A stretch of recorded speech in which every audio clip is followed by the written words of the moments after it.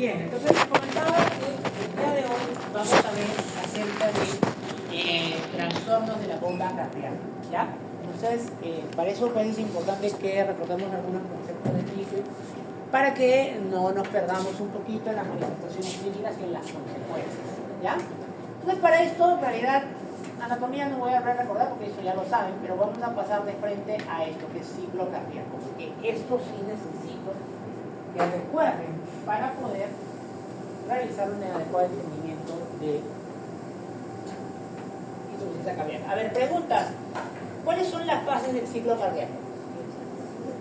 El ciclo cardíaco tiene dos fases, ¿no?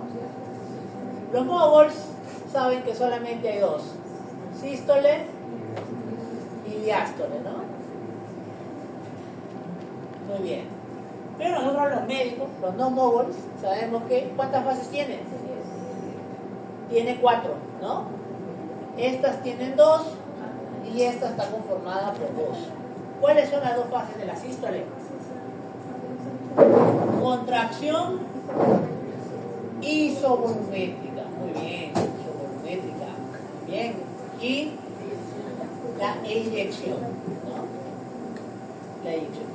Y a su vez la eyección tiene la eyección rápida y la eyección lenta. ¿Cierto? Muy bien. La diástole tiene dos fases. ¿Cuáles son? ¿Ah? Muy bien, la relajación isovolumétrica. Y la final, el llenado ventricular. Pero el llenado ventricular tiene 3 subfases. ¿Cuáles son? Llenado rápido, llenado lento o diástasis. Muy bien, lento o diástasis. Y finalmente, sístole auricular o la contracción auricular, ¿no? ¿Todo claro? Muy bien. Entonces, la gráfica que ustedes están viendo acá es una gráfica que representa la presión y el volumen en el interior del ventrículo izquierdo, porque básicamente ese es el parámetro que vamos a utilizar para entender un poquito mejor la mecánica de la función del ventrículo izquierdo. Entonces, vamos a empezar, ¿les parece?, con la relajación isovolumétrica. Y la relajación isovolumétrica empieza con el cierre de las válvulas aórticas, ¿no? Las válvulas aórticas se cierran por motivos que vamos a ver más adelante, y por lo tanto, en esta relajación isovolumétrica, vamos a empezar aquí, en la relajación isovolumétrica, se caracteriza porque adentro del corazón, a ver, vamos a ver un poquito por acá, así, muy bien, adentro del corazón yo tengo que están las aurículas y los ventrículos. Entonces hay una presión en el interior de la aurícula y una presión en el interior del ventrículo, ya sea derecho o izquierdo. En este caso vamos a tomar el izquierdo, ¿ya? Muy bien, ¿qué pasa durante la relajación isovolumétrica? ¿Qué está pasando? Porque se llama relajación isovolumétrica. ¿Por qué ¿Está llenando la aurícula? Porque se llama relajación isovolumétrica. ¿Qué está pasando con el miocardio? Se está relajación isovolumétrica. Se está relajando. Se está relajando. ¿Qué significa la relajación? La despolarización. La actina con la miosina se están deslizando para hacerla más elongada el sarcómero, ¿no? Esto pasa en la relajación. Y en la contracción, esto más bien con el sarcómero, ¿cierto? Muy bien. Entonces, en la relajación yo tengo que aumenta o baja las presiones en el interior del ventrículo. Baja, ¿no? Porque si yo relajo, todo adentro la presión baja, ¿cierto? Entonces, la presión en el interior del ventrículo la presión en el interior del ventrículo baja, ¿cierto? Muy bien. ¿Qué otra cosa pasa en la relajación isovolumétrica? La presión en el interior del ventrículo comienza a bajar. Mira, de lo que estaba en 100 milímetros de mercurio, mira hasta dónde ha bajado. Ya va a llegar casi 0, ¿cierto? O sea, baja brutalmente. Pero mira el volumen. ¿Con cuánto de volumen partimos al inicio de la relajación isovolumétrica? 50 mililitros, ¿verdad? Muy bien. Pregunta, ¿qué pasa con el volumen durante la relajación isovolumétrica? No cambia. ¿Y por qué no cambia? Porque válvulas están cerradas? ¿Ah? ¿Qué válvulas están cerradas? Mitral y la Muy tricuspide. bien. ¿Solo esas nada más están cerradas? Y también las aurículo-ventriculares, o sea, la mitral y la tricuspide, ¿cierto? Doctor, ¿y por qué está cerrada? Ah, ya hay un sistema ahí que lo cierra. No, las válvulas se cierran. Las válvulas, para empezar, solo pueden permitir el viaje de la sangre en un solo sentido, ¿cierto? La válvula aurículo-ventricular, ya sea derecha o izquierda, solo permite el paso de la aurícula al ventrículo o del ventrículo a la aurícula. Aurícula del ventrículo. De la aurícula al ventrículo. Así. Ese es su sentido normal. Cuando la sangre intenta pasar de aquí a acá, la válvula, por la disposición anatómica que tiene, más se cierra. Es más, para que recuerden, las válvulas mitrales y tricuspidias están jaladas por cuerdas, ¿cierto? Entonces, ¿qué pasa cuando yo tengo un aumento de la cavidad? Jalo más la cuerda y más se cierra. Por eso es que la válvula, en condiciones normales, solo permite el paso de acá a acá. ¿Ya? Y si yo hablo de la válvula, a ver, vamos a ver, esta es la aurícula, este es el ventrículo izquierdo, ¿ya? Y acá está la aorta. Ok, vamos a las válvulas sigmoideas. Las válvulas sigmoideas, ¿de dónde permite el flujo normalmente? ¿Del ventrículo a la aorta o de la aorta al ventrículo? Ventrículo a la aorta. Del ventrículo a la aorta. Porque la presión empuja las válvulas así, las abre. ¿Qué pasa cuando la sangre quiere hacer esto? Estas que tienen como posición de canasta, mientras más las empujo, más se cierran. Por eso no permiten el paso de acá a acá. Normalmente solo permiten el paso de la aurícula, del ventrículo a la aorta. Okay. Segunda pregunta. Para que haya movimiento de sangre, ¿qué cosa tiene que existir? En mi salón de oficio siempre les digo, ¿qué cosa tiene? No hay nada que no se mueva en este planeta si no existe una Diferencia. Voy a buscar el salón de oficio. Ah, ya te encontré. ¿Qué cosa tenía que haber? ¿Te acuerdas? En fisio dijimos, para que algo se mueva, sea electricidad, resistencia, presiones, gradiente de presiones o concentraciones, ¿qué tiene que haber? Gradiente. O sea, tiene que haber una diferencia. Pregunta, en la naturaleza, ¿cómo se mueven las gradientes? ¿De mayor a menor o de menor a mayor? De mayor a menor. Normalmente así funciona el cuerpo. Primero tiene que haber gradiente y segundo tiene que haber de mayor a menor. Entonces, pregunta, si yo quiero que la sangre pase de aquí a acá, ¿dónde tiene que ser mayor la presión? Ventrículo. En el ventrículo. De mayor a menor. Igual, si yo quiero que la sangre pase de aquí a acá, ¿dónde tiene que ser mayor la presión? Aurícula. En el aurícula. Entendido eso, vamos a lo que pasa en nuestro ciclo cardíaco. En el ciclo cardíaco, en la relajación isovolumétrica, la presión comienza a caer, ¿cierto? Hemos dicho, baja porque se relaja. Entonces, tú dirás, doctor, si la presión está llegando casi a cero y la válvula aórtica está cerrada, ¿ya? La válvula aórtica está cerrada, ¿por qué la sangre no pasa del ventrículo a la aurícula? ¿Por qué? Otra vez, en la relajación isovolumétrica, el ventrículo se está relajando, la presión adentro está bajando, ¿cierto? Miren el gráfico, va a llegar a cero. ¿Por qué la sangre no pasa del ventrículo a la aurícula si la presión de acá está baja? Por las válvulas. Ya, pero ¿por qué? ¿Por qué no pasa? ¿Ah? Tendría que, ¿qué? Que superar la presión de la aurícula, ¿cierto? Tendría que superar. Pero las válvulas no lo permiten, hemos dicho, no permiten. Por lo tanto, está cero.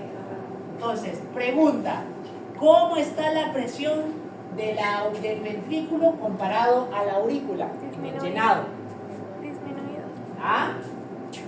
Presión ventricular, ¿cómo está con respecto a la presión auricular? ¿Es menor o es mayor? ¿Es menor o es mayor? A ver, ¿cómo es? Es mayor. Doctor, pero está llegando, mira, casi a cero, ¿cómo va a ser? Es que sí, ¿te acuerdas del morfo? La aurícula maneja presiones muy bajas. Y entre la relajación isovolumétrica y la presión del ventrículo es mayor a la aurícula. Ahora, la pregunta del millón es, si la presión del ventrículo es mayor a la aurícula, ¿por qué la sangre no pasa a la casa? Porque las válvulas no lo permiten. Hemos dicho que mientras más se distiende, más jala, más se cierra. ¿Ya? Muy bien. Entonces, eso es. Como las válvulas están cerradas, las de acá, y las de acá también, ¿dónde se va el volumen de sangre? A ningún lado, no se mueve. Entonces, el volumen es el mismo. Mira la relajación isovolumétrica. Toda la fase, el volumen es el mismo. ¿Cuánto? 50 mililitros aproximadamente. Vamos a la siguiente. ¿Qué pasa? El llenado ventricular. En el llenado ventricular empieza con la apertura de las válvulas mitrales o tricuspidias si hablamos del corazón derecho. ¿Por qué se abre la válvula mitral o la válvula tricuspidia? ¿Por qué se abre? Porque algo hace que se abra, ¿cierto? ¿Qué cosa? ¿Qué sentido sí permitía que viajara la sangre? ¿De la aurícula al ventrículo o del ventrículo a la aurícula? De la aurícula al ventrículo, ¿cierto? Pero para que viaje, ¿quién tiene que ser mayor que quién? La aurícula mayor al ventrículo. Por eso el llenado ventricular se caracteriza porque si bien es cierto la presión del ventrículo baja, ahora la presión de la aurícula es mayor a la presión del ventrículo. ¿Ves? Como la presión de la aurícula se vuelve mayor a la del ventrículo, no porque éste haya aumentado la presión, sino porque éste se está relajando más y más al punto que la presión cae demasiado y cae por debajo a la de la aurícula. Por eso es que ahora sí se abre y permite el paso. Y se llena el ventrículo. ¿Entienden? ¿Sí? ¿Hasta aquí todos están entendiendo? Por ahí veo caras como que no entienden. ¿Entienden o no? Chicos, abren, ¿no?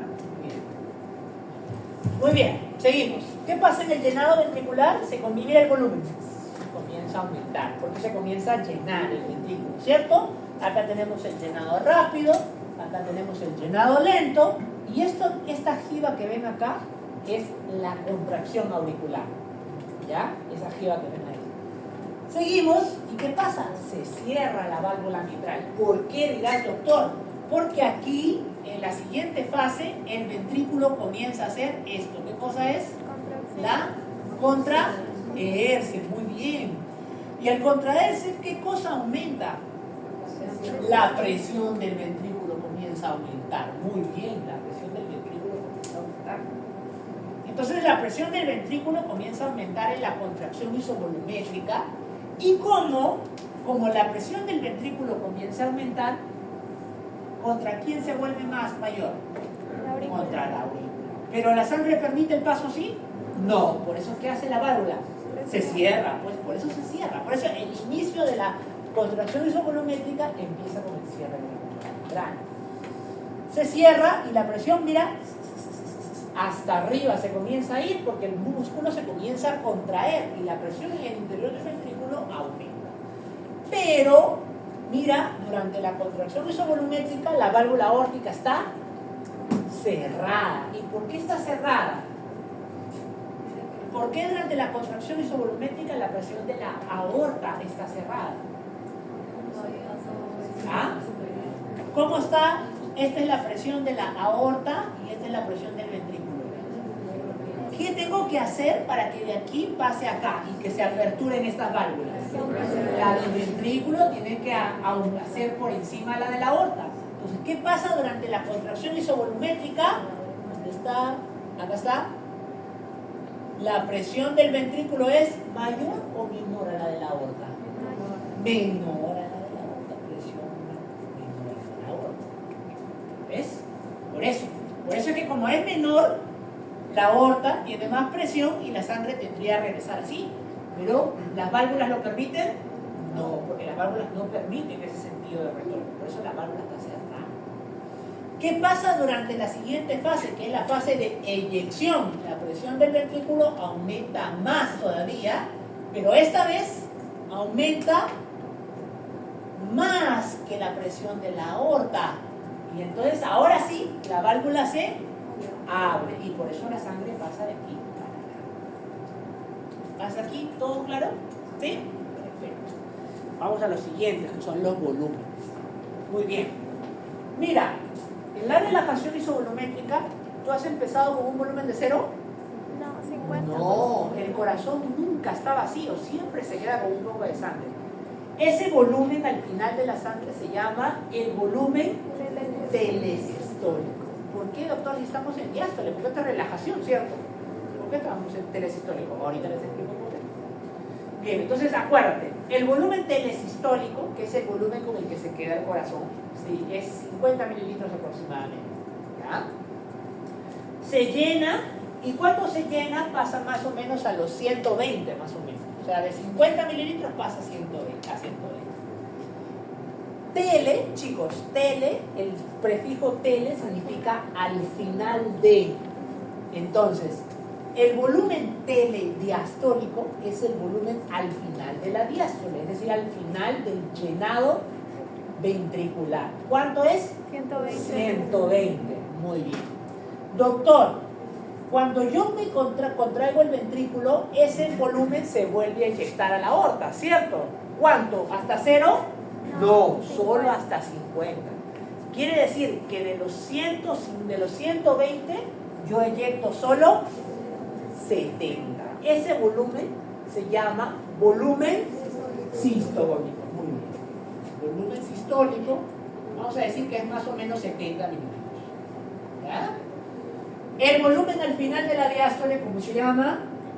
El volumen al final de la diástole, telediastólico, es 120 mililitros. ¿Y por qué este se llama volumen telesistólico? Porque este es el volumen en el interior del ventrículo al final de la sístole. Por eso se llama volumen telesistólico. ¿Cuánto es el volumen telesistólico? 50. 50. Muy bien. Si yo agarro y te digo, doctor, pero tú me has dado un promedio. Doctor, ¿la doctora tendrá el mismo volumen sistólico que ella, que él, o que el mío? No, varía de acuerdo al corazón, la superficie corporal, inclusive depende de la frecuencia cardíaca. Entonces, por lo tanto, no me sirve saber cuánto, me sirve saber cuánto del volumen telediastólico yo he impulsado a través de la aorta. ¿Cómo se llama eso? Fracción de eyección. Esa se llama fracción de eyección. La fracción de eyección es cuánto de porcentaje del volumen telediastólico, cuánto de los 120 en porcentaje yo he eyectado por cada sístole. Lo normal es que sea idealmente más del 50% y se considera patológico menos del 40%. ¿Ya? Normalmente nosotros tenemos entre 50 y 75% de fracción de eyección. ¿Ya? ¿Entendido o no entendido? ¿Sí? Muy bien. Ahora sí pasamos a los siguientes. ¿Qué cosas? Vamos a hablar de la insuficiencia cardíaca, chicos. Si entienden esta primera parte, todo lo demás es sumamente sencillo, porque es básicamente redundar. La insuficiencia cardíaca lo producen varias enfermedades. Bien, entonces, ¿qué cosa es la insuficiencia cardíaca, chicos? Es un estado en el cual el corazón es insuficiente para su función más importante. ¿Cuál es la función más importante de la bomba cardíaca? A ver. ¿Ah? Bombear sangre, ¿pero para qué? ¿Para qué bombear sangre? ¿Para qué? Para oxigenarse, ya, pero eso hacen las venas también. ¿Ah? ¿Para mantener qué? Ya, pero ¿por qué? ¿Cómo es que el bombeo de sangre permite el funcionamiento de los tejidos? Una adecuada perfusión. Muy bien. Chicos, la razón de ser del ventrículo izquierdo, que es prácticamente la forma en cómo se evalúa el corazón, es hacer que cada célula de tu cuerpo reciba buena perfusión. Y para eso requieres buena presión. El ejemplo del edificio de 20 pisos. En un edificio de 20 pisos, ¿por qué necesitas tú una bomba que empuje de arriba y una bomba que empuje de abajo? Mejor, una de abajo. ¿Por qué? Porque el del primer piso se va a bañar normal, pero el del décimo y 20 piso no le va a llegar nada de agua. ¿Por qué? Por la gravedad. No va a poder, el agua no va a vencer la gravedad. Entonces, para eso necesitas una bomba. igualito es el corazón. Para asegurarse que cada célula, la más periférica de tu cuerpo, reciba una buena perfusión, tiene que haber una buena bomba. Para asegurarse que haya buena presión adentro de las cañerías y todos reciban agua. Igualito. ¿Ok? ¿Y cómo evaluamos eso? ¿Qué variables se evalúa en el corazón para evaluar que esté bombeando adecuadamente? ¿Cómo se llama? Muy bien, chicos. Eso es el gasto cardíaco. Pero pregunta el millón, el gasto cardíaco según fisiología, aquí corresponde. ¿Volumen? Ajá, mira, volumen sistólico por frecuencia cardíaca. Muy bien. Por lo tanto, el gasto cardíaco se puede aumentar o aumentando el volumen sistólico o aumentando la frecuencia cardíaca y viceversa.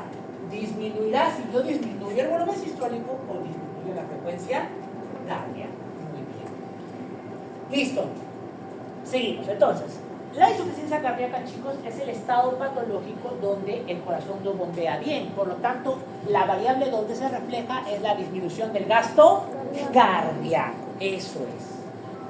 Entonces, la pregunta del millón es, ¿y qué cosas son las que determinan que haya un buen gasto cardíaco? Las variables que determinan el gasto cardíaco son 3. La precarga, la poscarga y la contractibilidad. ¿Ya? En realidad es oficio, pero ya para que entiendan mejor, lo estoy volviendo a explicar. Precarga, vamos con la precarga. La precarga está entablada o tiene que ver con la ley de Starling. ¿Se acuerdan qué decía la ley de Starling de las fibras del miocardio? A mayor estiramiento había mayor fuerza para contraerse. De contracción. Les decía en fisio, una liga. Si yo agarro una liga, la suelto hasta acá, regresa con una fuerza. Si yo la empujo más, la estiro más, regresa con más fuerza, ¿cierto? Muy bien, eso es la ley de Starling, el estiramiento de la longitud. O sea, por lo tanto, tiene que ver con el volumen al final de la diástole. Mientras más llena el ventrículo, más se estira la fibra, ¿cierto? Y por lo tanto, retorna con mayor fuerza. Por eso la precarga tiene que ver con el volumen al final de la diástole. El volumen al final de la diástole. ¿Y qué determina el volumen al final de la diástole? Primero, la fuerza de reposo. O sea, que el miocardio se distienda. Porque si yo tengo un miocardio que es fibroso, rígido, no se distiende. Si no se distiende, no se estira la fibra y no regresa con más fuerza. Segundo, ya la distensibilidad, la fuerza de reposo y el grado de llenado auricular. Si yo tengo poca sangre que llega al ventrículo, menos se estira, menos fuerza retorna. Por eso, una forma de aumentar el gasto cardíaco, ¿se acuerdan los mecanismos compensatorios que vimos en shock? ¿Ya?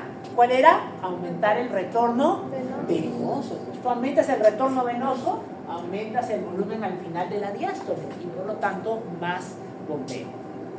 ¿Ya? Muy bien. ¿Hasta aquí entendido? ¿Sí? Muy bien. Vamos ahora a la poscarga. La poscarga es la impedancia que tiene el ventrículo, vamos a hablar del ventrículo izquierdo, para poder bombear. Es la resistencia. ¿Me entienden? ¿Qué cosa se le opone al ventrículo a poder salir y botar la sangre? Entonces la impedancia es la resistencia a la salida de la sangre. ¿Qué cosas lo pueden presentar? Los cambios en el volumen del ventrículo. Si yo tengo un ventrículo muy pequeñito, la resistencia es mayor. El espesor de la pared, si la pared de salida del ventrículo es muy pequeña, la sangre sale muy difícil. Es como si yo tuviera una puerta así de abierta y tuviera la puerta un cuarto de abierta, la fuerza que tengo que hacer para empujar a un alumno es mucho mayor, ¿cierto? Y la tercera es muy importante, la impedancia de la aorta. A ver, vamos otra vez a fisio. En el fisio yo les dije que para que haya eyección, la presión del ventrículo tiene que ser mayor a la de la aorta. Okay. ¿Qué pasa si yo tengo una aorta que el ventrículo, por ejemplo, ¿cuánto manejamos de presión arterial normalmente? Sistólica. Ya, 120 milímetros de mercurio, vamos a decir. ¿Ya? Eso significa que durante la sístole, el ventrículo tiene que tener más de 120 milímetros de mercurio para que la sangre salga del ventrículo a la aorta, ¿cierto? ¿Sí? ¿Sí? ¿Me entienden o no? Ya. Entonces, ¿qué pasa si mi aorta no maneja 120, sino maneja 180 milímetros de mercurio? ¿Qué significa? ¿Que el ventrículo tiene que hacer mayor presión o no? Sí. Sí. Significa que ¿quién se está recibiendo el mayor trabajo? El ventrículo izquierdo. Entonces, por eso es que, por ejemplo, el aumento de la presión arterial aumenta la poscarga. ¿Por qué? Porque le das mayor resistencia a la aorta. Por lo tanto, la aorta tiene mayor presión y el ventrículo tiene que ejercer una mayor presión para poder sacar la sangre del ventrículo a la aorta. Si no, no se abren las válvulas, ¿no? Muy bien. Y finalmente, la contractibilidad, que es la fuerza generada en cualquier precarga. Es la fuerza dependiente del miocito, es decir, en buena instancia, de la unión de la actina con la miocina. Muy bien. Pregunta, ¿cómo puedo aumentar yo la fuerza de contractibilidad? También lo dijimos en shock, en mecanismos compensatorios. ¿Cómo aumentamos la fuerza de contractibilidad? ¿Ah? ¿Cómo haces? ¿Puedes aumentar tú la fuerza de unión de la actina con la miocina o no se puede? Sí, sí se puede. ¿Cómo lo haces? Aumentando el calcio intracelular. Pues ¿se acuerdan, chicos, que el calcio era el que sacaba mayor tropomiosina y exponía a la miocina con la actina? Cuanto mayor cantidad de calcio tengas adentro del miocito, mayor es la fuerza de unión de la actina con la miocina. Por lo tanto, ¿qué cosas aumentan la contractibilidad del corazón? El aumento de calcio. El aumento de calcio intracelular. ¿Ya? Muy bien. Entonces, ¿hemos entendido las tres variables y determinantes del gasto cardíaco? Sí. ¿Por qué les he dicho primero esto? Porque las enfermedades que vamos a revisar actúan sobre cada una de las variables que determinan el gasto cardíaco. ¿Ya? Seguimos. A ver, cuando hablamos de insuficiencia cardíaca, muchachos, hay que recordar que existen múltiples formas de clasificarla. Y una forma de clasificarla, hay una forma de clasificarla de acuerdo al lado del corazón que está comprometido. Insuficiencia cardíaca izquierda y insuficiencia cardíaca derecha. Hay otra forma de clasificarla de acuerdo a la fracción de eyección. Hay unos que dicen fracción de eyección reducida, menos del 40%, fracción de eyección moderada, de 40 a 50, y fracción de eyección normal, mayor de 50. ¿Ya? Hay otros que dicen, no, vamos a clasificar a la insuficiencia cardíaca de acuerdo a qué tanto los mecanismos de compensación compensan a ese corazón. Aguda, cuando no lo pueden compensar, y crónico, cuando lo intentan compensar. Y otro, dependiendo de qué cosa produce esa baja de gasto cardíaco. Vamos a empezar con la primera, con la última. Miren, la insuficiencia cardíaca puede dividirse en dos: disfunción sistólica y disfunción diastólica. Ambas se caracterizan por la disminución del gasto cardíaco, como he dicho, ¿cierto? Muy bien. En la primera, el problema es que el corazón no eyecta suficiente cantidad de volumen de inyección, de volumen minuto, ¿ok? Por lo tanto, yo tengo aquí, usualmente, es un problema o alteración de la fuerza contráctil del corazón. El corazón no se contrae bien y por lo tanto provoca algo que se llama la disfunción sistólica. Como yo tengo menos volumen de eyección, tengo menos gasto cardíaco. Ya está, insuficiencia cardíaca. ¿Ya? Bien. En el segundo, y probablemente el más difícil de entender, se le llama la disfunción diastólica. Acá tú contraes el corazón y está muy bien, o sea, eyecta lo que tiene que eyectar. El problema es que no se llena bien, o sea, hay una disfunción del llenado ventricular, ¿no? Por ejemplo, tengo un corazón muy engrosado, muy rígido, que cuando la aurícula manda la sangre al ventrículo, está tan rígido que no se distiende bien. Como no se distiende bien, el volumen telediastólico es menor al de que debería de haber, ¿no? Y por lo tanto hay menos gasto cardíaco, ¿no? Porque el gasto cardíaco no solo depende de que tengas buena fuerza de contracción, sino depende de que el ventrículo se distienda, sino qué cosa llena, ¿no? Entonces, todo problema que disminuye el llenado cardíaco produce disfunción diastólica. Vamos a analizar cada una de ellas. Vamos a empezar con la disfunción sistólica. Miren, esta es una curva de la presión telediastólica, o sea, al final de la diástole del ventrículo izquierdo, Y esta es la curva que representa al volumen sistólico. Miren, mientras más volumen sistólico haya, mientras más presión telediastólica haya, más presión sistólica hay. Normal, porque ¿qué es la presión telediastólica? Es la presión al final de la diástole. ¿Y esa presión de qué depende? De qué tanto se estiran las fibras, ¿cierto? ¿No? Entonces, mientras más se estiran las fibras, con mayor fuerza retorna. Por eso es que miren, mientras más volumen al final de la diástole, mayor volumen es el sistólico que llega. Eso es lo normal. Pero mira qué pasa en la disfunción sistólica. Yo, a pesar de tener volúmenes elevados en el interior del ventrículo, nunca llego a tener el volumen sistólico requerido. No importa cuánto me distienda, mi ventrículo no tiene la fuerza suficiente para poder eyectar la sangre que necesito. Por eso la disfunción es sistólica. Es una alteración de la fuerza contraria. Entonces, como todos los volúmenes que se requieren son mayores para que yo pueda eyectar, esta gráfica azul representa a esta de acá, a la normal que hemos visto aquí, esta de acá. Mira qué pasa en la disfunción sistólica. Toda la gráfica se ha movido hacia la izquierda. ¿Por qué se ha movido hacia la izquierda? Porque yo requiero de mayor cantidad de volúmenes para poder siquiera llegar a poder tocar la misma cantidad de volúmenes, ¿no? Muy bien. Vamos a la... Aquí. ¿Qué cosa puede producir una disfunción sistólica? Alteración del desempeño contráctil, sobrecarga de volumen, sobrecarga de presión, disminuye la fracción de eyección y por lo tanto menor gasto cardíaco. Vamos ahora a la diastólica. En la diastólica el problema es, ¿qué cosa? Que no se llena bien el corazón. Se contrae bien, pero no se llena bien. Ese problema es durante la relajación. Entonces mira qué pasa con la gráfica. Está casi igual, solamente que se desplaza más bien para el lado del reverso, ¿no? Para atrás. ¿Por qué? Porque yo necesito mayores presiones para llegar al volumen al final de la diástole. Por eso la gráfica más bien se va hacia el otro lado, ¿no? Muy bien. Entonces recuerden, la disfunción diastólica es un problema del llenado ventricular. La disfunción sistólica es un problema para la eyección del volumen. ¿Ya? Muy bien. La disfunción diastólica habitualmente, miren, se puede deber a ¿qué? A disminución de la expansión de los ventrículos. No se expande bien. ¿Qué más? Al incremento de grosor de las paredes y disminución de las cámaras.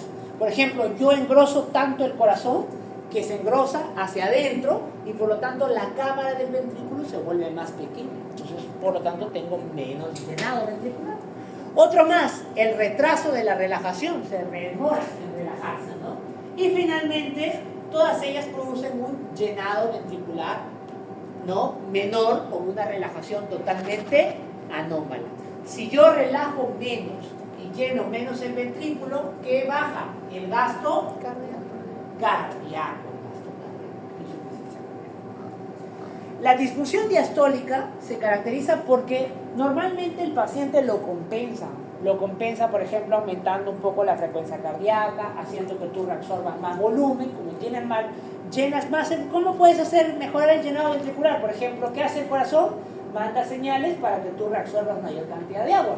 Si tú reabsorbes mayor cantidad de agua, tienes más agua en las venas. Si tienes más agua en las venas, el retorno venoso aumenta, el ventrículo se tiende a distender más y por lo tanto así aumentas el gasto cardíaco una vez más. Por eso la disfunción diastólica se caracteriza porque el paciente habitualmente no tiene síntomas. Está normal. ¿Cuándo le aparecen los síntomas? Cuando hace ejercicio. ¿Y por qué? Pregunta. A ver, miren, en este gráfico, acá. En este gráfico que hemos visto de todas las fases del ciclo cardíaco, cuando yo hago taquicardia, ¿el ciclo cardíaco dura igual o dura menos? Dura menos, ¿cierto? Pregunta, ¿cuál de estas fases de acá son las que se reduce en tiempo? Ya, pero específicamente, ¿cuál? ¿Ah? ¿La relajación isovolumétrica? No, el llenado ventricular. O sea que cuando tú haces taquicardia, lo que se reduce es el llenado ventricular. Muy bien, en la disfunción diastólica, ¿cuál era el problema? No se llena bien. ¿Y qué pasa si yo encima de eso le agrego que le doy menos tiempo llenado? Menos gasto cardíaco, y ahí aparecen los síntomas. Por eso la disfunción diastólica muchas veces aparecen los síntomas cuando hay taquicardia. Cualquier circunstancia que genere taquicardia se va a caracterizar por la aparición de los síntomas de la disfunción diastólica. ¿Ya? Muy bien. ¿Hasta aquí todos claros? ¿Sí? ¿Todo claro, chicos? ¿Sí? Muy bien. Vamos a los mecanismos compensatorios. Fíjense, cuando un corazón tiene menor gasto cardíaco, automáticamente, ¿qué cosa va a pasar? ¿Qué pasa si yo disminuyo el gasto cardíaco? ¿El gasto cardíaco es parte de una fórmula? Sí, ¿de cuál?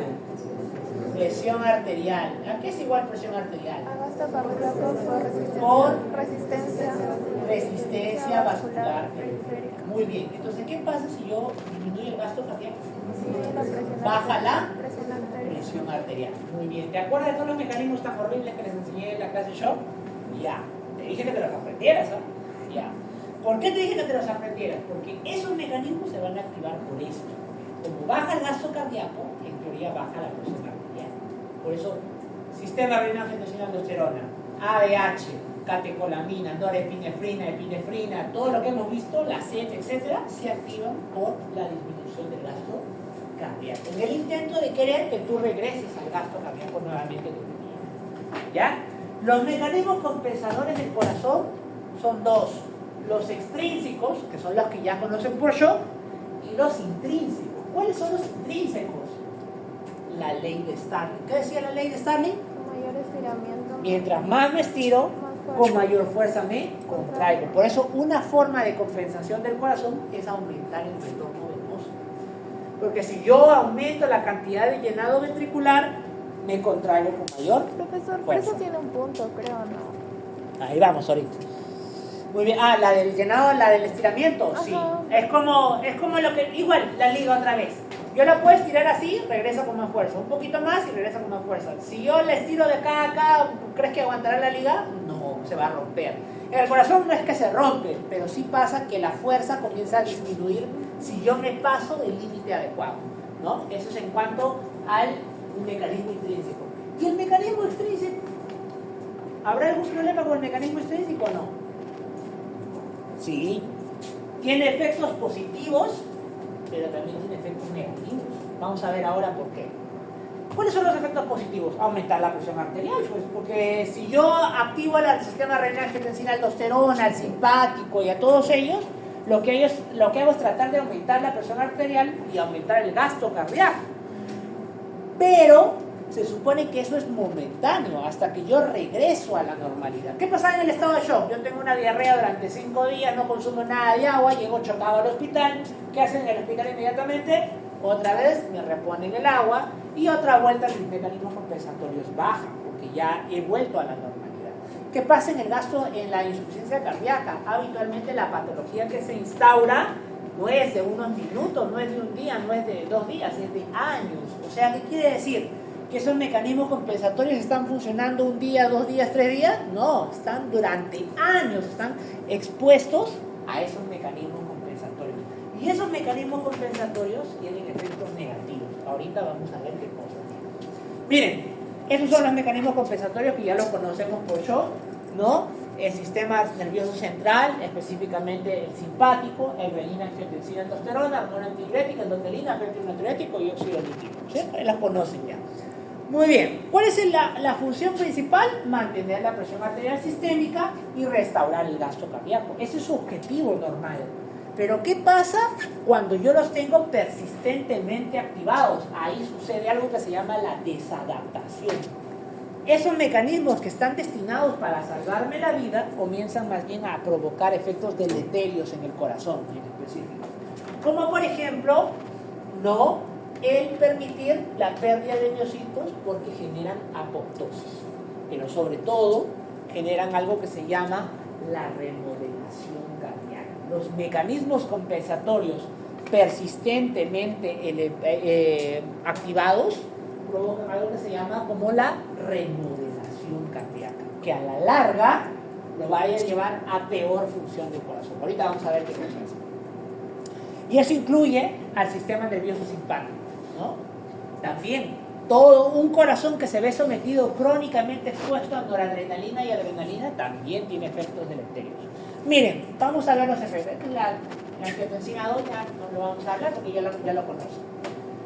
Miren, estos son los efectos a largo plazo de los mecanismos neuromorales que hemos visto. 1. Menor sensibilidad a los receptores beta-adrenérgicos. ¿Qué significa menor sensibilidad? Significa resistencia. Si yo, ¿han visto alguna vez una persona que no puede dormir y que necesita para dormir un cuarto de pastilla? Al mes ya un cuarto no le hace efecto y comienza a tomar la mitad, y luego comienza a tomar 3/4, y luego comienza a tomar 1 y 2 hasta que muere intoxicado, ¿no? Ya, entonces, ¿eso por qué sucede? Yo genero resistencia. Para obtener el mismo efecto requiere una dosis más alta. Eso comienza a pasar con la noradrenalina y adrenalina en el miocito. Quiere decir que para yo, por ejemplo, ¿qué hace la adrenalina y la adrenalina en el miocito? ¿Se acuerdan? Promovía mayor calcio adentro de la célula, mayor fuerza de contracción. Entonces, ¿qué pasa a largo plazo con esos mecanismos? Voy requiriendo resistencia. Ya no requiero una molécula, requiero 2 moléculas de noradrenalina, o 3, o 4, o 5. ¿No? Muy bien. ¿Qué más? Hipertrofia de los miocitos. La angiotensina 2 y la noradrenalina hacen que el miocito, cuando está persistentemente expuesto a la noxa de mayor presión, por ejemplo, hace que aumente el tamaño de la célula. Entonces los sarcómeros, de ser 1, 2 y 3, ahora 4, 5, 6, 7, 8, y el miocito se vuelve así, se engrosa de tamaño. ¿Cómo se llama eso? ¿Hiperplasia o hipertrofia? Hipertrofia. Entonces sucede hipertrofia del miocito. Pero también eso genera necrosis y apoptosis. Por 2 vías. 1, porque la misma angiotensina 2 y la misma noradrenalina activa receptores de muerte en el miocito a largo plazo. Y 2, por un aumento de la demanda. ¿Qué pasa? Que yo aumento el número de miocitos, aumento el tamaño de los miocitos, pero ¿qué cosa no aumento? Las coronarias. Yo puedo tener un corazón grande, pero no importa que yo haga crecer el corazón, lo importante es que yo tenga coronarias. ¿Y las coronarias crecen conjuntamente con el miocardio? No, las coronarias siguen siendo las mismas. Por lo tanto, aumenta la demanda y no la oferta. Muy bien. Inervación simpática y deterioro del funcionamiento sistólico. Eso lo vamos a ver ahora. ¿Ya? Muy bien. Y todo eso está contrarregulado ¿por quién? Por el sistema de los péptidos natriuréticos. Nuestro cuerpo se maneja por 2 sistemas, el RAS y de los péptidos. El RAS tiene efectos en contra de los péptidos natriuréticos y los péptidos natriuréticos en contra del RAS. Mientras el RAS provoca vasoconstricción, los péptidos provocan vasodilatación. De igual forma, en los efectos deleterios, mientras la angiotensina 2 promueve la fibrosis del miocito, el péptido natriurético tiene un efecto antifibrótico y anti-hipertrofia todavía, ¿no? Muy bien, listo. Y hay una enzima que lo regula, que se llama la nepricilina, que es la que rompe los enlaces de péptido natriurético y que de hecho son los que se utilizan a veces en la terapia farmacológica actual, ¿no? Bien, y todo esto lleva a ¿qué cosa? A remodelación cardíaca. ¿Qué cosa? La persistencia de la tensión de la pared aumentada, de la presión arterial, de la angiotensina 2, de la noradrenalina, la aldosterona e inclusive factores inflamatorios. Miren, el factor de necrosis tumoral, ¿no? Las interleuquinas, el estrés oxidativo, la endothelina, las metaloproteinasas, miren ustedes, todas ellas generan remodelación cardíaca. Y a todo esto, doctor, ¿qué cosa es remodelación cardíaca? Mira, esto es remodelación cardíaca. Este es un miocito bonito, todo normal, con sus núcleos, ¿no? Con un grosor adecuado. ¿Y qué hace la remodelación? La remodelación puede hacer que llegue o a apoptosis o que se cambie a fibroblasto, sea reemplazado por fibroblasto. Y el fibroblasto o la célula apoptótica muerta, ¿tendrá la misma fuerza contráctil que el miocito normal? No tiene. Entonces, esto es lo que hace los mecanismos neurohormonales, angiotensina 2, aldosterona y noradrenalina, favorecen a largo plazo, no al corto plazo, a largo plazo favorecen la remodelación cardíaca. Por eso es que los mecanismos compensadores que primero intentan salvarte, a la larga, si uno no hace nada, no va a terminar deteriorando más el corazón. Muy bien. ¿Hasta aquí? ¿Todo claro?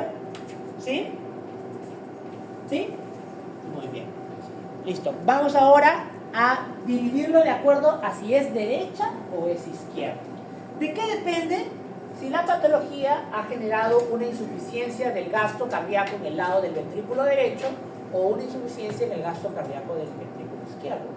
¿Cuál es el más frecuente? ¿La insuficiencia cardíaca derecha o la izquierda? La izquierda. Muy bien. Y para que vean cómo es importante, las causas de insuficiencia cardíaca derecha, ¿cuál es la principal causa? ¿Cuál es la principal causa de insuficiencia cardíaca derecha? La insuficiencia cardíaca izquierda. Esa es la principal causa. A la insuficiencia cardíaca derecha, la primera causa es la insuficiencia cardíaca izquierda. Ahorita vamos a ver por qué. Entonces mira las patologías que pueden producir la izquierda y mira las de la derecha. A la derecha, de hecho, ya la conocemos porque la hemos visto en tromboembolismo pulmonar. Mira el TEP. ¿Dónde está el TEP? ¿Dónde está el tromboembolismo pulmonar? ¿Ves? El tromboembolismo pulmonar provoca falla cardíaca derecha. Ahora vamos a recordar por qué, en caso no hayan recordado. Bien. A ver, por favor, escuchen porque miren, me voy a poner literal 2 horas sin hacer los gráficos animados para que me entiendan todo lo bien. Por favor, hagan que me sienta bien conmigo mismo.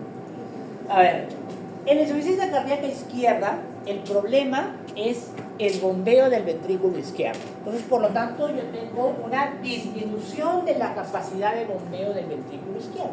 ¿Ok? Como yo tengo un bombeo disminuido del ventrículo izquierdo, ¿en qué se ve ejemplificado? En un gasto cardíaco disminuido. ¿Cierto?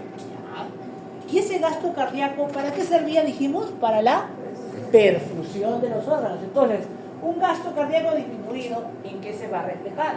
En una disminución de la perfusión de los órganos y que además los órganos, cuando requieran mayor demanda de oxígeno, no lo van a poder tener. Entonces va a haber un agotamiento ante cualquier actividad que aumente la demanda de oxígeno. O sea, el ejercicio o cualquier etapa de estrés. Por lo tanto, va a haber fatiga y debilidad ante la actividad física. ¿De qué se queja el paciente con insuficiencia cardíaca izquierda? Que camina más de 2 cuadras y se cansa. Que sube más de 2 pisos y se cansa. Los músculos no le dan, le falta el aire. Pero sobre todo siente agotamiento, que no puede más, ¿no? Muy bien. ¿Hasta aquí, claro? ¿Sí? Muy bien. ¿Y eso es? No, mentira, más todavía, falta. ¿Qué cosa falta? Producto de que como el corazón no puede bombear adecuadamente, el ventrículo izquierdo no puede bombear adecuadamente, ¿con cuánto se quedó al final de la diástole? Lo normal era 120, ¿no? Muy bien. ¿Y cuánto tenía que bombear? 70. Muy bien, pero un ventrículo que no funciona bien, ¿bombeará 70? No, bombeará 50 o bombeará 40 de repente. Entonces, al final de la sístole, se va a quedar normalmente ¿con cuánto se quedaba? Con 70. Pero un ventrículo que no funciona bien, ¿se quedará con 70? No, se quedará con 80, con 90. Entonces, producto de que se queda con 80, vamos a decir así, cuando viene el llenado ventricular, ¿de dónde debe pasar la sangre? De la aurícula al ventrículo. O sea, la aurícula le pasa su sangre al ventrículo. Pero la aurícula se encuentra en que este ya no tiene 70, sino tiene 80 o 90. Entonces, ¿podrá terminar de llenar todo? No. ¿Quién se va a quedar con más sangre? Aurícula. La aurícula. Muy bien. Pero la aurícula tampoco se va a poder inflar como globo. ¿A dónde va a mandar la sangre? A las venas. A las venas pulmonares. Y las venas pulmonares, nosotros sabemos que no manejan altas presiones, manejan presiones muy bajas, ¿no? Manejan presiones de 5 milímetros de mercurio, 10 milímetros de mercurio, ¿ya? Pero el flujo retrógrado de la aurícula izquierda puede llevar a que la presión sea mayor de 23 milímetros de mercurio a las a la aurícula izquierda, lo que lleva a un aumento de la presión de las venas pulmonares izquierdas, ¿no? Que son más de 25 milímetros de mercurio. Y tú dirás, doctor, ¿y eso por qué? ¿Para qué me sirve que me digas todo eso? Otra vez, fisio. Vamos a ver otra vez fisio. Vamos a este gráfico de acá que les enseñé el fisio. Está empezando un fisio. Muy bien. Muy bien, a ver, acá está. ¿Se acuerdan de este gráfico? En fisio les enseñamos que el viaje del agua en el interior del alveolo y de los capilares también depende de las leyes de Stalin, ¿cierto? Hay presión hidrostática y presión oncótica, ¿cierto? Ya, y también ahí, miren, acá está su linfático que también absorbe. Miren, lo normal es que yo tengo el capilar pulmonar, maneja más o menos 7 milímetros de mercurio de presión hidrostática. Y presión oncótica, menos 28 milímetros de mercurio. El intersticio prácticamente maneja todo negativo. ¿Por qué? Porque todo lo absorbe el líquido linfático, el tejido linfático. Entonces miren la presión hidrostática del linfático, menos 8. Y cuando la oncótica, menos 14. Entonces si yo manejo más 7, lo que queda, que es apenas uno nada más, 1 milímetro de mercurio, pasa al alveolo y el alveolo lo pierde, pero como agua evaporada. ¿Se acuerdan cuando vieron fisio respiratorio que había agua dentro de las vías pulmonares? Que inclusive producía la presión de vapor, ¿cierto? Ya, esa poquita cantidad de agua que se evapora es esa pequeña cantidad de agua que se escapa. Pero eso si yo tengo 7 milímetros de mercurio. ¿Y qué pasa si yo no tengo 7 y tengo 25 milímetros de mercurio? ¿A dónde se va a ir el agua? ¿El linfático va a poder con esos 28 milímetros de mercurio comparado a los 7? No va a poder. ¿Dónde se va a acumular el agua? En el intersticio. Pero el intersticio, ¿cómo es? Es delgadito, es diminuto. ¿Qué va a pasar con el agua de acá? Va a romper al alveolo. ¿Y dónde se va a ir esa agua? Al alveolo, adentro del alveolo. Como consecuencia, mis alveolos se comienzan a llenar de agua por el exceso de presión hidrostática. Y hay algo que se llama líquidos en los alveolos. Pregunta, si yo tengo agua, un alveolo lleno de agua, ¿voy a poder hacer hemostasia? ¿Cómo se me olvidé la palabrita. ¿Cómo se llama? Hematosis. A ver, encefalopático. ¿Podrá hacer hematosis o no? No, pues está lleno de agua. ¿De dónde se va a intercambiar los gases ahí? Entonces, ¿de qué se va a quejar el paciente? Le falta el aire, pues, porque los alveolos se comienzan a llenar de agua. ¿Cómo se llama eso, doctor? Disnea, eso se llama disnea. Y eso empeora si yo hago que la persona se acueste. ¿Por qué? Porque por gravedad va a retornar a las venas. Y si retorna a las venas, retorna a las aurículas. Y si retorna a las aurículas, la aurícula no va a poder y lo va a mandar ¿a dónde? A las venas pulmonares. Entonces, ¿qué pasa con la persona con insuficiencia cardíaca izquierda? Le dicen, doctor, me acuesto y si duermo sin almohadas, me falta el aire, no puedo, tengo que dormir con 2 o 3 almohadas. ¿Por qué? Porque si él se acuesta sin almohadas, la sangre retorna más al corazón, el ventrículo no puede con ese trabajo, lo regresa a la aurícula lo regresa a las venas pulmonares y a él le falta el aire. ¿Cómo se llama la intolerancia al decúbito supino? Ortopnea. Se llama ortopnea. A veces hay personas en las cuales se acuestan, están durmiendo y el llenado de la presión va siendo lento y progresivo hasta que a las 2 de la mañana, 3 de la mañana se ha congestionado tanto que se despierta intensamente y bruscamente porque le falta el aire. A eso se llama disnea paroxística nocturna. Doctor, me acuesto, estoy durmiendo y a veces en la mitad de la madrugada me levanto faltándome el aire, que no puedo más, que me falte, que tengo que estar sentado. Eso se llama disnea paroxística nocturna. Y eso es la insuficiencia cardíaca izquierda. ¿Entienden o no? ¿Sí? Ya está. Oh. Ahora vamos a la derecha. En la derecha, el problema es la incapacidad del ventrículo derecho para bombear la sangre hacia la arteria pulmonar. ¿Hasta qué hora tenemos? 2:30. Ya.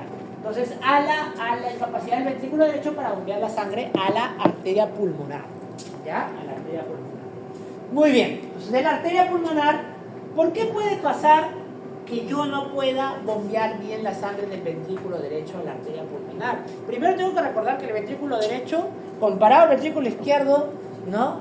Es prácticamente una hormiga que no puede levantar ni siquiera la mitad de lo que puede levantar el ventrículo izquierdo, ¿cierto? Porque tiene muy poca musculatura. ¿Y cómo se compensa? ¿Y cómo hace entonces el ventrículo izquierdo si tiene muy poca presión para bombear a la arteria pulmonar? Es que la arteria pulmonar no es como la aorta. La aorta maneja 120, 140 en la sistólica. ¿Cuánto maneja la pulmonar? ¿Ah? ¿Cuánto maneja? 20, 15, ¿no? Apenas. Entonces, realmente es muy poquito lo que maneja la pulmonar. ¿Ya? Pero ¿qué pasa si yo hago que la arteria pulmonar y sus ramas tengan mayor presión? ¿El ventrículo derecho va a poder con eso? No va a poder. Muy bien. ¿Te acuerdas que te dije cuál era la primera causa de insuficiencia cardíaca derecha? ¿Cuál era? La izquierda. Muy bien. A ver, retorna a la insuficiencia cardíaca izquierda. ¿Qué pasa en la insuficiencia cardíaca izquierda? Que aumenta la presión de quién? De las venas pulmonares. Muy bien, de las venas pulmonares. Ese aumento de presión de venas pulmonares se va a reflejar en el capilar pulmonar, ¿cierto? ¿Y luego a dónde? A las arterias pulmonares. Entonces, ese aumento de presión va a terminar en aumento de presión en la arteria pulmonar. Como consecuencia, ¿qué cosa crees que se va a desarrollar? Insuficiencia cardíaca. ¿Por qué? Por el aumento de la presión de las venas pulmonares. ¿Ya? Muy bien. ¿Qué pasa en la insuficiencia cardíaca derecha? Como el corazón derecho no puede bombear bien la sangre, entonces se comienza a llenar, a quedar con sangre. Si bombeaban normalmente igual, entre 70, ahora va a bombear menos, 50, y por lo tanto se va a comenzar a llenar más de sangre. Como se queda con más sangre, la aurícula no va a poder vaciar tampoco su sangre. ¿Qué va a pasar con la aurícula? ¿Dónde lo va a retornar? A las venas cava superior e inferior, a las venas cava superior, ¿no? ¿Y qué va a producir eso? Congestión venosa periférica. Quiere decir que todas las venas van a aumentar en su contenido sanguíneo y por lo tanto la presión hidrostática en el interior de todas las venas de mi cuerpo van a aumentar. Producto de eso se produce el edema periférico. Pregunta del examen, no me acuerdo qué sección fue, que les puse en práctica, solo me faltó ponerles resaltado nada más la respuesta. Les puse, paciente con insuficiencia renal se caracteriza por la retención de líquidos, donde hay un aumento del volumen sanguíneo adentro de las venas. Usted diría que el edema, la causa del edema es, ¿cuáles eran las 4 causas de edema? Aumento de la presión hidrostática. Muy bien, ¿qué más? Disminución de la presión osmótica, obstrucción linfática y aumento de permeabilidad capilar. Pregunta, según lo que acabo de decir entonces, y lo que les puse en el examen, que era prácticamente era la respuesta. ¿Cuál es la causa del edema en la insuficiencia renal y la misma acá de la insuficiencia cardíaca? El aumento de la presión hidrostática. Lo mismo que pasa en la insuficiencia cardíaca pasa en la insuficiencia renal. Yo retengo agua y en este caso yo retengo sangre porque no la puedo bombear bien, la presión hidrostática aumenta. Por eso, ¿qué me pasa? Edema. Por eso hay edemas. Pero me pasa en todo el cuerpo, porque yo aumento la presión hidrostática de todos mis órganos, producto de que las venas no pueden con todo eso, ¿no? Muy bien. ¿Qué más? ¿Dónde habrá también edemas? En los tejidos. En específico, el hígado. ¿Por qué? Porque el hígado viene drenado por la vena cava inferior. Y la vena cava inferior recibe drenaje de las suprahepáticas. Como la vena cava inferior no puede, se comienza a hinchar y a congestionar, esa presión se la manda a las suprahepáticas. Las suprahepáticas se la mandan al parénquima hepático y el hígado se llena de agua, se congestiona, el intersticio está aumentado de agua. ¿Qué sucede entonces con el hígado? Aumenta de tamaño. ¿Cómo se llama eso? Hepatomegalia. Producto de eso, la circulación no solamente puede aumentar a nivel de la presión no solamente aumenta a nivel de las suprahepáticas, sino se va a terminar finalmente aumentando en la porta. Por eso es que a veces hasta pueden producir ascitis, porque la vena porta drena al peritoneo, Si la vena porta está demasiado congestionada, toda la presión termina en la presión de los capilares del peritoneo y el peritoneo se llena de agua. Se llama ascitis. ¿Ya? ¿Qué más? Reflujo hepatoyugular, que ahora les voy a explicar qué cosa es. Muy bien. ¿Dónde también se llena de sangre? La vena cava superior. ¿Quién drena en la vena cava superior? Las subclavias y las yugulares internas, ¿no? Muy bien. Entonces, rama de las yugulares internas, hay una rama que pasa y cruza por acá, así el esternocleidomastoideo, que en algunos se ve bien. ¿Cuál es? No me digan la yugular interna porque ahorita me aviento del piso. Yugular interna nunca se ve, chicos, la yugular interna está adentro, por eso se llama interna. ¿Cuál es la que se ve que cruza acá, así? La yugular externa. Entonces, ¿qué pasa cuando yo tengo demasiada cantidad al interior de sangre, acá congestión venosa? La vena yugular se ve así. No sé si ven bien por el tema de la luz, que está un poco horrible, pero no sé si pueden ver cómo acá la persona se le ve como que salta la vena yugular. ¿Lo ven? No mucho, ¿no? ¿Ya? Entonces se ve como que salta la presión de la vena, ¿ya? Que es la presión de la vena yugular externa. Eso se llama ingurgitación yugular, así se llama. ¿Qué es el reflujo hepatoyugular? Un paciente que tiene hepatomegalia por insuficiencia cardíaca, yo lo acuesto y le digo, a ver doctor, a ver por favor, señor, ¿no? Respire profundo, y en el momento en el que aspira profundo y por lo tanto el hígado sube por el diafragma, yo agarro y empujo con mi mano derecha el hígado tratando de presionar a la vena cava inferior. Como yo presiono la vena cava inferior, una cava que está completamente congestionada, ¿dónde va a retornar la sangre? A la aurícula derecha. Como el ventrículo derecho no puede, ¿a dónde lo va a mandar? A la vena cava superior. Entonces, ¿qué va a pasar aquí? Ingurgitación yugular. Se llama reflujo hepatoyugular. Es una maniobra que hacemos en la parte médica cuando evaluamos a un paciente, ¿no? ¿Qué se congestiona también? El riñón, todo se congestiona, no recibe buena circulación y puede hacer disfunción renal. ¿Qué más se congestiona? La mucosa intestinal. Si uno mira una mucosa intestinal de un paciente con insuficiencia cardíaca derecha, vas a ver que está edematizada, producto de la presión hidrostática muy elevada. Y entonces, como consecuencia, se absorbe menos alimentos, le dan diarrea, dispepsias y no le da ganas de comer, ¿no? Muy bien. Todo eso sucede por la congestión venosa periférica. Miren cómo se ve un paciente con insuficiencia cardíaca derecha. ¿No? Ahí está. ¿Por qué es importante aprender esto? Porque cuando nosotros entendemos, entonces, una cosa es el compromiso del corazón derecho y otra cosa es el compromiso del corazón izquierdo. Doctor, ¿un paciente que ha hecho una insuficiencia cardíaca izquierda puede hacer insuficiencia cardíaca derecha? Sí, ya te dije que sí.